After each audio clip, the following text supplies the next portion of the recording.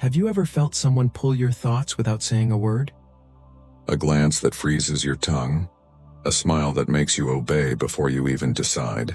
You call it charisma or confidence or energy. But beneath those words lives something older and far more mysterious. The silent art of psychological control. Alan Watts once said, "You are an aperture through which the universe is looking at itself." What he meant was this: you are not just a person in the world. You are the world aware of itself through your eyes. And when you understand that, you begin to see that every interaction is not a war of words but a dance of awareness. Most people try to control others through arguments, logic, or loud authority. They push, they persuade, they dominate. But those who truly understand the mind, the philosophers, the mystics, the quiet manipulators, know that real control is invisible. It flows through attention, emotion, rhythm, and timing. To control anyone silently, you must first master your own internal weather. You must become the calm center while the world storms around you. Because the one who is calm, the one who is unshaken, always controls the one who is anxious. In this video, we'll enter the subtle realm where psychology meets philosophy, where Alan Watts's teachings about illusion, ego, and awareness meet the dark science of human behavior. You'll learn 5 ancient psychological principles, 5 hidden tricks used by negotiators, spiritual teachers, and those rare individuals who seem to bend reality with their presence. These are not games of deceit. They are awakenings, ways of seeing through the illusions people live by, so that you can move freely in a world trapped by unseen strings. Watts once laughed at our obsession with control. He said, "The more you try to control the world, the more it controls you. The more you surrender to its flow, the more power you have within it." True control, then, is paradoxical. You gain influence by releasing your need for it, so take a deep breath. Let go of the noise in your head, and let us begin this silent exploration into the psychological shadows of human behavior. The domain where minds are moved without words, where the real power hides in plain sight. Welcome to the dark psychology of Alan Watts. Part 1. The mirror of emotion. Watts taught that reality is a mirror. What you see in others is a reflection of what you are. That's not just a spiritual metaphor. It's the first law of silent control. When you encounter someone, their emotions are not fixed. They are feedback loops waiting to synchronize with another human signal. Most people respond automatically, they mirror unconsciously. But when you learn to mirror deliberately, you take command of the loop. This is the mirror trick, the art of emotional reflection. Watch carefully when a person speaks. They reveal not just what they think, but what they feel. Their breathing, micro-movements, the subtle tension around their eyes. All of it is a broadcast. If you meet their anxiety with calmness, their anger with steadiness, their sadness with quiet presence, something extraordinary happens. Their nervous system begins to entrain with yours. Their pulse subtly adjusts. Their breathing unconsciously matches your rhythm. In a few moments, you become the emotional anchor in the conversation. You are no longer reacting, you are directing. Alan Watts compared this to water. "Be like water," he said. "It adapts to the shape of its vessel but remains itself." Water never fights, it simply flows around obstacles and, over time, shapes mountains. The mirror of emotion works the same way.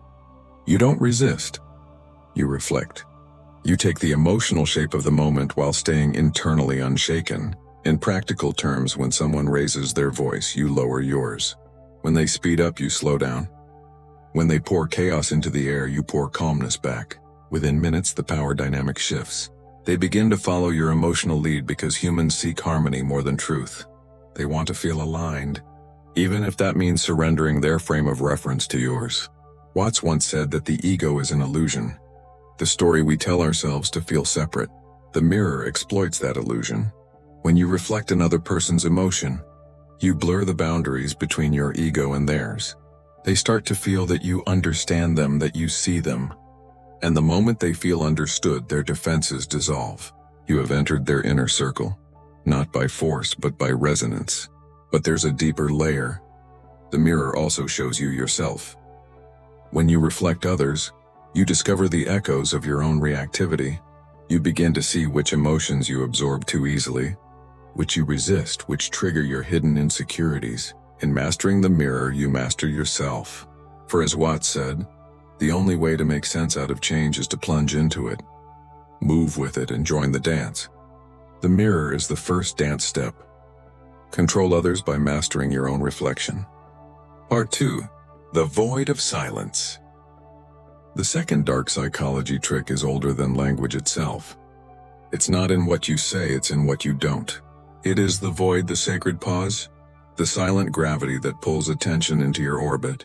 Most people are terrified of silence. They talk to escape it, filling every pause with nervous words. But Watts taught that silence is not the absence of sound. It is the background that makes sound meaningful. We rarely stop to notice that the silence in which sounds exist is the same silence in which our thoughts arise, he said. When you speak less, the other person's mind becomes louder. They start to project meaning onto your quietness. They imagine authority, wisdom, mystery. They lean forward, eager to interpret you.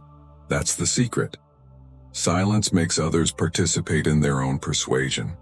Negotiators use it. Spiritual masters use it. Lovers use it. The pause between your words creates psychological space, a void the other person rushes to fill, often revealing more than they intended. In that gap, you control the rhythm. Watts compared it to music. The music is not in the notes, but in the space between them. Think of conversation as music. Each pause, each breath, each stillness is a beat. The one who owns the beat controls the tempo of the emotional symphony. Try this: when someone challenges you, resist the urge to answer immediately. Let silence breathe. The longer you hold it, the more tension builds, not in you, but in them. That tension is influence. They begin to question themselves. Did I say too much? Did I offend? What are they thinking? Their mind becomes your ally, filling the space with uncertainty that you can later shape with a single calm sentence. This is not manipulation. It is mastery of timing, an understanding of human discomfort with stillness. Watts believed that true wisdom speaks only when necessary. To talk constantly, he said, is to reveal that you are afraid of your own thoughts. The silent one therefore becomes the magnetic one. Even in a crowd, people turn toward the calm observer. The quiet presence radiates stability, and in a world addicted to noise, stability feels like power. Silence also reveals truth. When you stop talking, you begin to listen, not just to others, but to the subtle movements of energy, tone, and intention that fill every space. You begin to see beneath words into the emotions they hide. Silence becomes your microscope. It shows you who's insecure, who's pretending, who's open, who's closed. Once you can read those signals, you no longer need to fight for control. Control arises naturally because you are the only one truly present. Watts described this as awakening. When you realize that you live in the eternal now, you stop chasing control and start becoming control itself. Silence then is not emptiness, it's fullness. It's the field where every possible word could exist, but you choose none. And that choice that commands the room. So, practice it. Next time you speak, let pauses breathe longer than comfort allows. Feel the energy of the silence instead of fleeing from it, because those who are not afraid to be silent are those whom everyone else listens to when they finally speak. Part 3. The Frame of Reality. Alan Watts often said, "You are under no obligation to be the same person you were 5 minutes ago." Beneath this gentle humor lies a powerful truth about influence. Reality itself is a mental frame, and whoever defines the frame controls the story. Every conversation is a negotiation of frames. One person speaks from certainty, another from doubt. One asserts, another adapts. But only one frame survives, the one that feels most real. Watts understood this as the illusion of form. We think the world is solid, structured, fixed. Yet every meaning, every idea, every value exists only because we agree to see it that way. The moment you realize that agreement can be changed, you've found the third dark psychology trick: frame control. Think of it like a lens. Whoever holds the camera decides what is seen, what is ignored, what appears large, and what fades into the background. The human mind works the same way. When you enter a conversation, People unconsciously adopt the assumptions you carry in your tone, your posture, your rhythm. If you speak as though your ideas are obvious, they begin to sound obvious. If you act as though you are the chooser, others start to act like they are the chosen. It's subtle, silent, and psychological. The frame is not shouted, it is lived. Watts called this the art of play. He said that life is not a problem to be solved, but a play to be enjoyed, yet most people forget they are actors. Those who remember the play gain the power to rewrite the scene. Here's how it works in real time. When someone questions your idea, don't defend it, redefine the question. When someone challenges your value, act as if the challenge is irrelevant. When someone tries to dominate the energy, smile calmly and change the topic. In that moment, you reclaim the frame. The trick is awareness. To watch the invisible battle of perspectives without reacting emotionally. Watts compared it to a cat watching a mouse still, silent, utterly aware. When you stay centered, your frame becomes magnetic. People sense stability and unconsciously adjust to it, because deep down everyone is tired of being uncertain.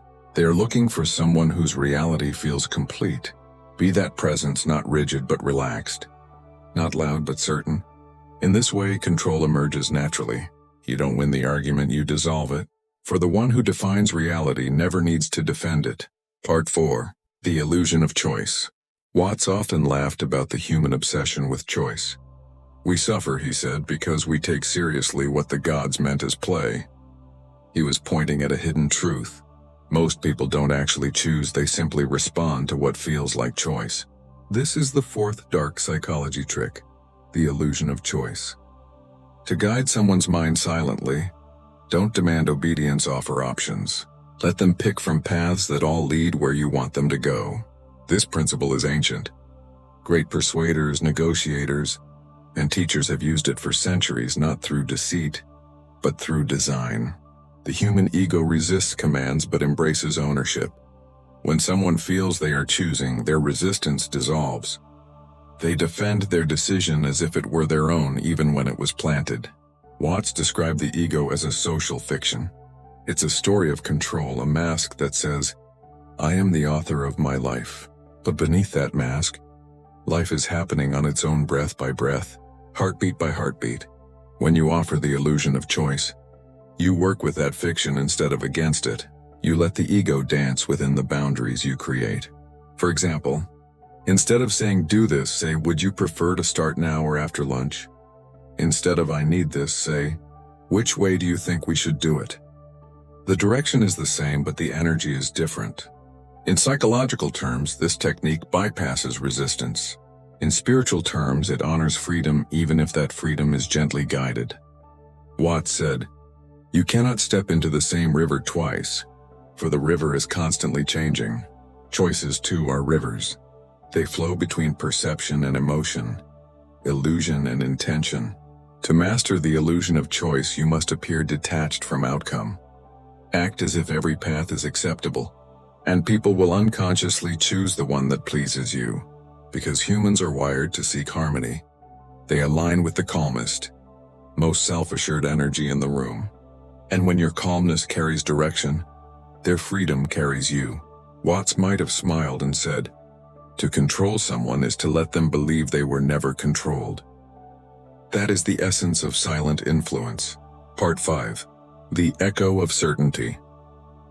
There's a strange phenomenon in human psychology. People don't believe what's true, they believe what feels certain. Alan Watts understood this.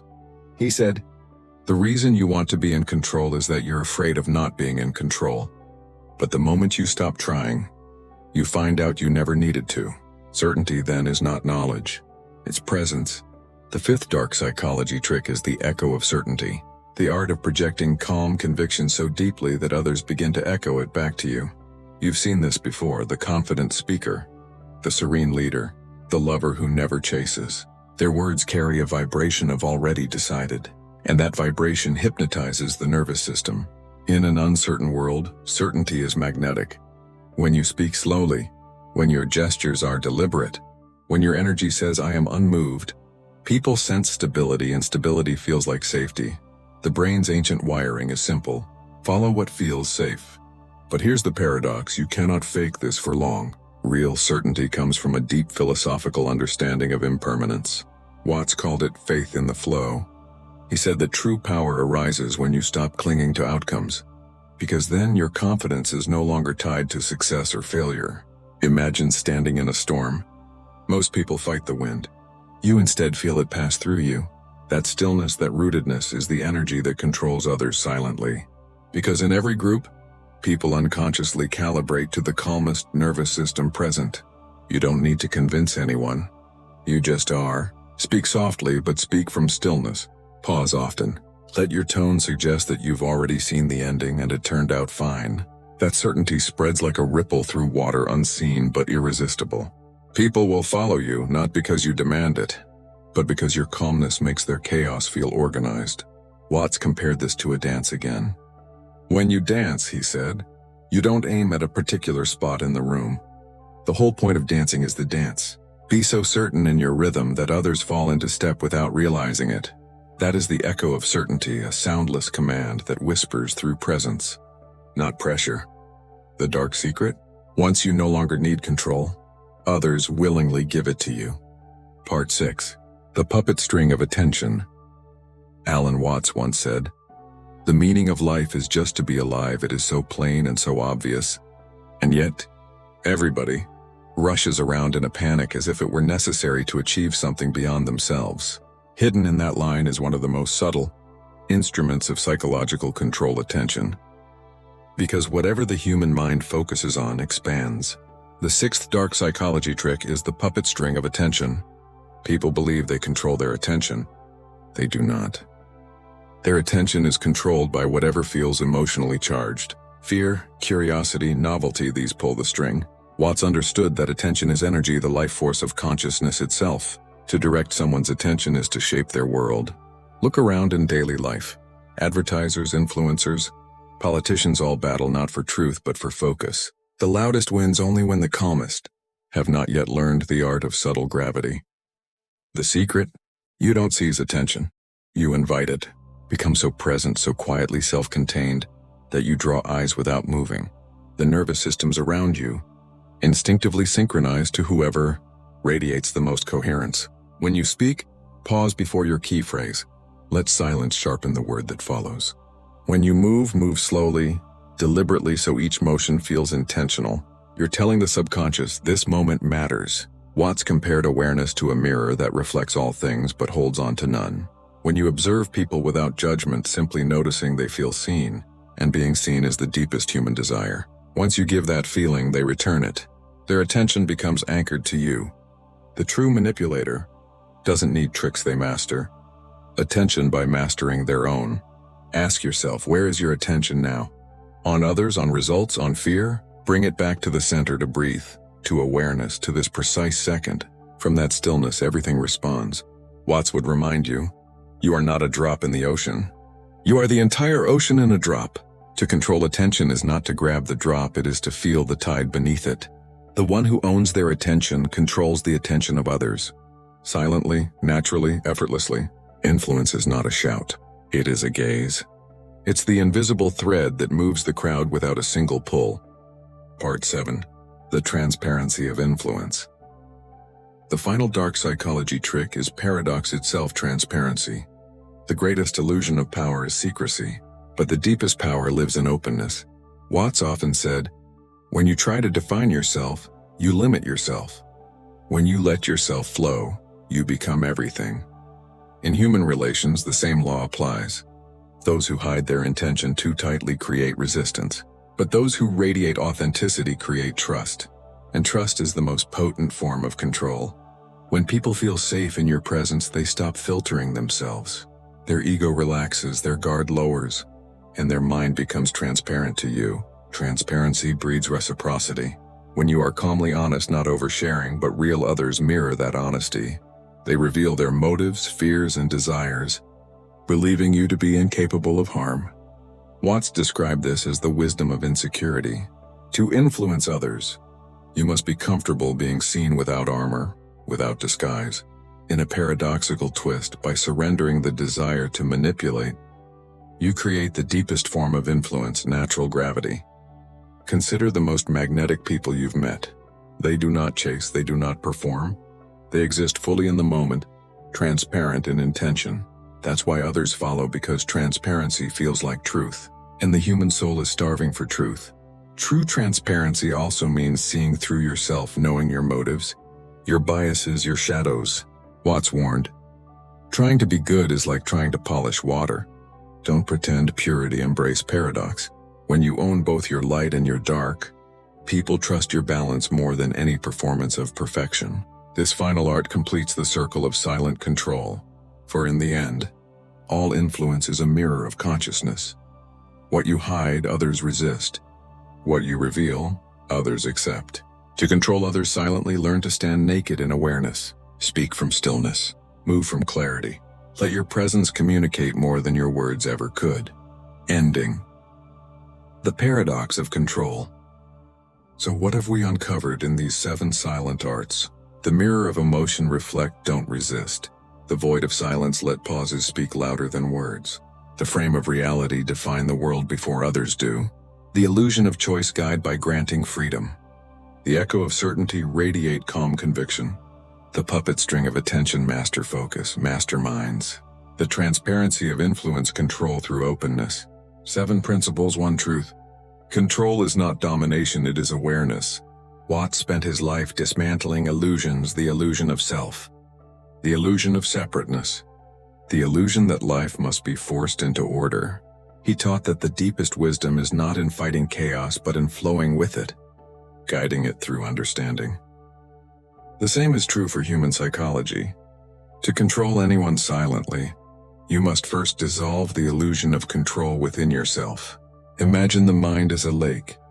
When you are anxious, your ripples distort the reflection. When you are still, reality reflects perfectly. The calm mind commands not by effort but by gravity. The manipulator who schemes from fear always fails, but the one who moves from awareness never needs to scheme. Watts said, "The real you is not a puppet which life pushes around. The real deep down you is the whole universe. When you understand that, you no longer beg for power. You become power. Every word, every silence, every glance becomes an instrument of harmony. You stop controlling people and start orchestrating energy. That is the ultimate paradox. The less you need to control, the more control you naturally have. So as you step back into the noise of the world, remember, the greatest influence is not in the tongue, but in the presence behind it. Become silent enough for others to hear themselves through you, and when they do, they will follow your stillness, not because you ask them to, but because your silence reminds them of peace." This is Alan Watts's hidden secret, that mastery over others is really mastery over self. The dance of control begins not with power, but with surrender. Be the dancer, not the puppet. Be the mirror, not the mask. And in that gentle awareness, you will command without command, guide without force, and influence without ever trying. You are the universe playing hide and seek with itself, Watts whispered. Now that you've found yourself, watch how easily the world follows.